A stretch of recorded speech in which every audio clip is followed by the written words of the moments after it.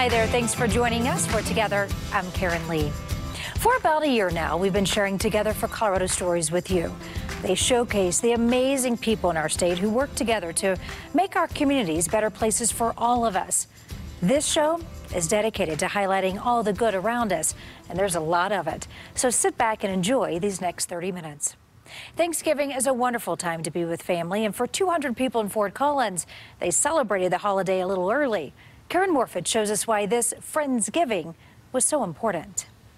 Most Thanksgivings are spent trying to avoid certain topics, but this meal was all about celebrating them. True dialogue requires both sides to be willing to change. On this night, hundreds of people were willing to do just that. The whole idea has been around hospitality and trying to be as welcome and opening for as many people as possible. How this Friendsgiving is giving people a safe space to share their beliefs. That's next on Together. Now, one of my favorite events of the year happens just before Thanksgiving.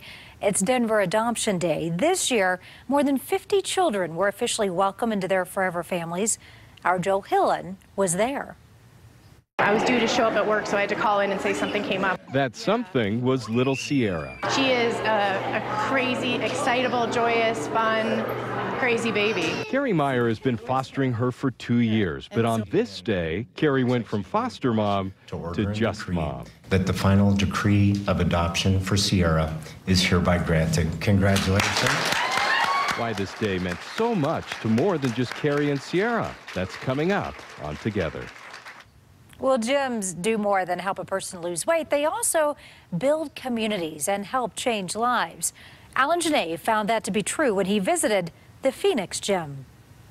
This isn't your average gym. At first, I didn't think I fit in, but all of my coaches, everybody here welcomed me with open arms. Everyone here has something in common, and it's not just the desire to get fit. For me, getting out of my addiction was like getting out of a burning building. This gym is specifically for former addicts. I'm Dana. I'm grateful that my daughter will be raised with this Phoenix family. We'll introduce you to just a few of the people helped by the Phoenix.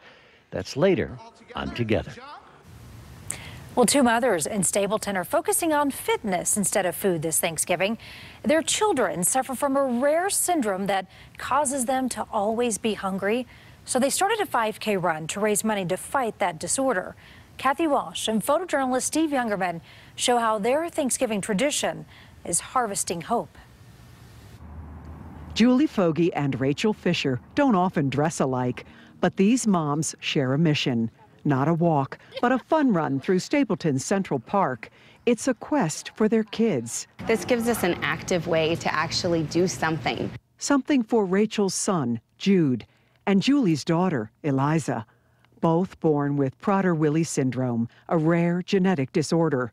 The hallmark is insatiable hunger. Our children live in a world of perpetual anxiety, wondering when their next meal may be. We first met the Fogys and the Fishers in 2015. Rachel showed us a lock on her pantry door to discourage Jude. We now have a lock where our trash can is. We lock our refrigerator. And these moms take the emphasis off of food. Yeah. In 2015, they started the Thanksgiving Day Harvesting Hope 5K. We wanted to give them a tradition outside of the feast, outside of the meals. There were 500 runners in 2015. By 2017, the number had grown to 1,500. The run has a sponsor, Stanley Marketplace. The moms have now raised more than $100,000 for research. When we started the race, there were no drugs in clinical trials. We now have more than 8. That gives us an insurmountable amount of hope. Hope for all of the families longing for a cure. Oh, what an awesome run. The run is on Thanksgiving Day at Stapleton Central Park. Now, all of the proceeds benefit the Foundation for Prader-Willi Research. If you would like to take part or you just want to donate, we have all of that information for you at CBSDenver.com. Well, the holidays can be a stressful time. We all know that, especially following a midterm election. Politics bring out strong opinions and many times can turn people against each other. But an event in Fort Collins was all about bringing people together. Karen Leigh and photojournalist Robert Gadecki take us to Friendsgiving. Every seat inside Everyday Joe's coffee shop was taken Wednesday night. Every table, a display of what makes Colorado great. I think it's really great to hold something like this where everyone can have a very great safe space and everyone can maybe like share how they're feeling or just like come together during this time and just like love and eat food. For CSU senior Ashley Stoddard, it's her first Friendsgiving. She's sharing a meal and conversation with members of her community, some she knows, others she's never met. I think like this year specifically, I've like gone through a lot of hardship. CSU students and members of the Fort Collins Interfaith Council host the dinner with the purpose of bringing community members from all walks of life together. True dialogue requires both sides to be willing to change. So coming here with that open heart, open minds. Laura Nelson helped organize the first dinner 4 years ago. Since then, she says it's grown to more than 200 people from 13 religions, many coming back year after year. The whole idea has been around hospitality and trying to be as welcome and opening for as many people as possible so that we can have these powerful conversations. A day after a divisive midterm election, Stoddard says there's nothing like a home-cooked meal to bring everyone together. Just like having something to like look forward to where like you always know that like you're going to be heard and you're going to be welcome. What a great idea. Well, every week right here on CBS4, we feature children in foster care through our Wednesday's Child segments. Adoption is a cause that's close to all of our hearts. That's why we are so happy to tell you that more than 50 Denver children are now with their forever families. Joel Hillen and photojournalist Bob Burke were at a Denver courthouse for Adoption Day. So at this time, it is my privilege and honor to order and decree that the final decree of adoption for Sierra is hereby granted. Congratulations. I've been committed to Sierra since the day I brought her home, but there's something special about being able to say I'm her mom. Carrie Meyer has been raising 2-year-old Sierra since she was just 4 days old. She was on her way to Starbucks for a latte. A call would send her to the hospital instead. I ran over to the hospital and met Sierra for the first time, and the nurses were like, "Did you bring clothes for her?" I'm like, "I was on my way to Starbucks. I didn't have clothes." She's accomplished a lot in her life, but I think this is the best of the lot. Carrie's parents flew in for the big day. They're proud of their daughter and have clearly fallen in love with their newest granddaughter. She is her own little person, and she's just a dear, and we love her to death. Yeah, the sky's the limit. I don't think there's anything she couldn't do if she put her mind to it. Carrie calls foster care an emotional Ironman, a challenge she hopes will lead to a limitless future for Sierra. My dream for her is that she has enough stability, security, and confidence, keeps that sass going so that she can do whatever she wants. I don't think she'll ever lose that sass. I hope not, yeah. Joel Hillen is here with us to talk a little bit more about Carrie and Sierra. And boy, Sierra, we just love her. So full of life and love and joy. Yes, and we didn't show it in the clip there, but there was one point where she got out of her mom's arms and ran behind the judge, just so full of energy. And then when she found the cameras, she was posing. Oh, yeah, right. Yeah, she's a ham, right? Yeah. Well, let's talk a little bit more about this process for them. This was a long time coming. Yeah, and it is for most adoptive parents. They start by fostering, and then you go to foster to adopt. And it's a process that can be painfully long as they wonder, will this child be placed in another home? Will they officially be mine? Yeah. And still leaving their hearts open to love them. I think it's vulnerable and beautiful. Yeah, you were there in the courthouse, obviously, watching all this unfold.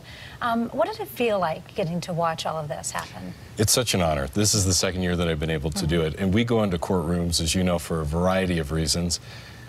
To go in on a day like this and to know the love and joy. That courtroom was full of all of her friends who were there to support her and had been lifting her through these 2 years, and that will help Sierra see that brighter future. It's beautiful. Yeah, it really is. Let's talk a little bit about what it takes to become a foster parent. A lot of people are going to watch this and say, I want to take part. I want to help out a child. So what do they do? How does this process start? And that's beautiful. So, first you got to sign up to foster. A lot of people say, well, I want to adopt. Where do I start? It's fostering. Okay. And you're going to go and you're going to take some classes, and those classes are going to be extended. And sometimes things change in your life, and you say, you know what, I could have fostered a little bit ago, but now things are different.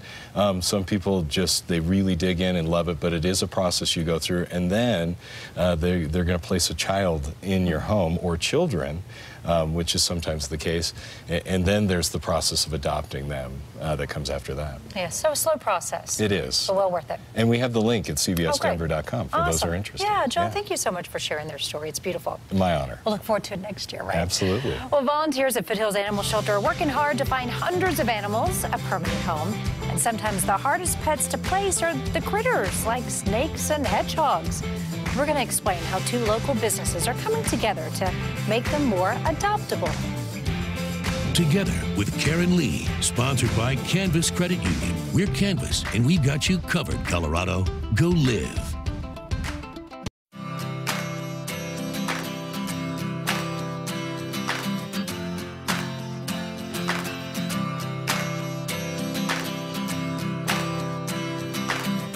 Coming together to help our smallest creatures, 2 businesses in Golden are supporting the Foothills Animal Shelter. Brick and Main Real Estate and Cosmo's Dog Bakery are the new sponsors of the Critter Corner. It gives animals like guinea pigs, bunnies, and snakes a place to stay before they're adopted. So it's critical that we have space and appropriate housing for them, because everything from a lizard to, for instance, there's a hedgehog in there right now, they need specialized care. So trying to put them in with your cats and dogs is just not okay. Not going to work too well, I don't think. Well, the shelter took in more than 8,000 pets last year, and 600 of them were little fellows like these. All right, Lauren Whitney joins us now to go over some of those awesome pictures that you all sent in. And I know a lot of people still out there raking leaves. I know we've had some snow, but there's still a lot of leaves out there. Still a lot of leaves out there, and whether you want to do it or not, it's a task. But some people can't do it, and this is such a great picture. This is from Lauren Hausman. Her company, Assured Partners, gathered up all the people she works with and their families, and they went out for Meals on Wheels and raked leaves for people. It's just a wonderful thing to do because your yard's a mess. Yeah, and it's a lot of work, and it's hard. Yeah, not everyone can do it, so nice that they came out awesome. and all the families there. And then with the leaves, some people are still enjoying it. This is probably pre-snow, but the Skeelan family sent us in of their daughter just enjoying a little leaf jumping there. Look how happy she is. I know, that's beautiful. That's awesome. So much fun. So much fun. So cute. And look at this. This is from Christina Lindgren, and her little one there is delivering some flowers. And again, she looks so happy to be bringing some good news to somebody. Those are some awesome flowers, too. So awesome. And she is so happy to be giving them out. And I love this, too. This is some old-time baseball at Walker Ranch, and this is from Jesse Sarles, and you can see they're in their old-school uniforms. They're having a great time out there. It looks like such a blast. I didn't even know if people did that. I did not either, but it looks like a lot of fun, and clearly there's a big group of people who love doing it. Old-time baseball. That's fabulous. Well, we want to share your pictures, so please send them our way, and it's really easy for you. All you have to do is send an email at togetherforcolorado@cbs.com. You can also post them to social media using the hashtag #4Colorado. And Lauren and I, we cannot wait to see your pictures, so send them in. A police officer quickly came to the rescue of a disabled woman in Thornton. His split-second decision ended up sending him to the hospital. But it's something he says he would do again in a heartbeat. We're going to introduce you to the woman he rescued, who counts her blessings every day. Coming up on this week's Together for Colorado calendar, on Monday, help welcome Denver's newest community members at the 13th annual Refugee First Thanksgiving. The potluck will be held at the Village Exchange Center at 16th and Havana.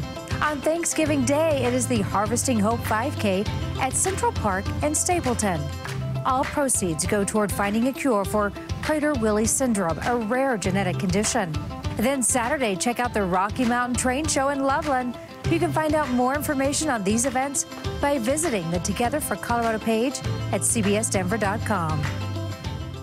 A former addict is coming together to help others stay sober, and he's doing it with the help of physical activity. The Phoenix Gym builds a community for people who have battled sobriety. Our Alan Janae takes us inside.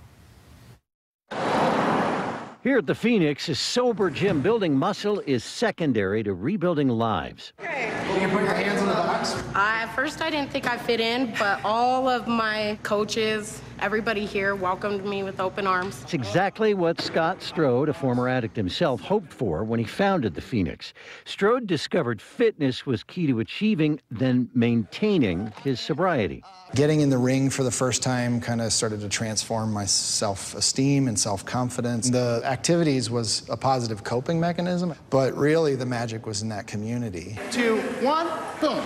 I'm grateful for for this tribe. Strode estimates the nonprofit has helped over 26,000 people with recovery. Dana Smith found the Phoenix while she was in prison, convicted in a deadly DUI. She committed herself to a new lifestyle. And 3, 2, 1. Phoenix felt like it embodied what I needed. After completing her sentence, Dana followed her instincts, moving to Denver to join the Phoenix. And I'll never forget my first day working out here. I was in tears. The instructors were in tears. The Phoenix community provided support and a career for Dana, who's currently a director with the program. A new mom, she's been sober for more than 9 years. Now she's trying to inspire others. I'm Dana. I'm grateful that my daughter will be raised with this Phoenix family. For me, getting out of my addiction was like getting out of a burning building. All right, thank you.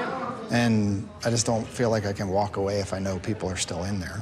There are no initiation fees, no monthly dues. The only requirement is 48 hours of sobriety. That is just incredible. Well, all of you, our incredible viewers, continue to amaze me. You come together for Colorado in so many awesome ways. Well, a story we featured on the show seems to have struck a chord with some of you, how it is now inspiring people to give back. A police officer risked his life to save a woman from her burning home. He saw a need and responded with no thought to his own safety. Officer Thornton walked into a burning building and rescued another person. And that's not something that many of us will ever have the opportunity, hopefully, to ever have to do, but it's also something that a lot of people don't have the courage to do. So thank you very much. Officer Ryan Thornton fittingly works for the Thornton Police Department. The city recognized him during a council meeting this week. He ran into Wanda James's mobile home, pulled her out of the flames. Now, without his help, Wanda may not have made it outside. She has multiple sclerosis and is in a wheelchair. Earlier this week, Wanda and Officer Thornton were reunited for the first time since that fire. I wanted to be touching your hand because you were my lifesaver. I mean, I loved you. I mean, in 20 years, you're not going to remember every single call you went on, but this is definitely one of those calls where you got to make a decision and it panned out. It was the right decision. You actually made a difference. And we don't make a difference on every call. Yeah, sure did make a difference this time. Both of them had to go to the hospital to get checked out for some smoke inhalation, but as you can see here, they are both doing great. Well, I have an amazing update on a story we featured on Together just a couple of weeks ago, and it just proves how generous you, the viewers, are. Last month, we told you about the Miracles Therapeutic Riding Center. It was in desperate need of some volunteers. Well, the organization in Lafayette gives rides to people with special needs. Well, since the story aired, the volunteer pool has grown from 25 to more than 50 people. That includes 2 women who saw the story on Together and drove more than 60 miles from Empire to see if they could help out. Kudos to all of you for answering this call to come together for Colorado. And thank you for joining us on this week's episode of Together.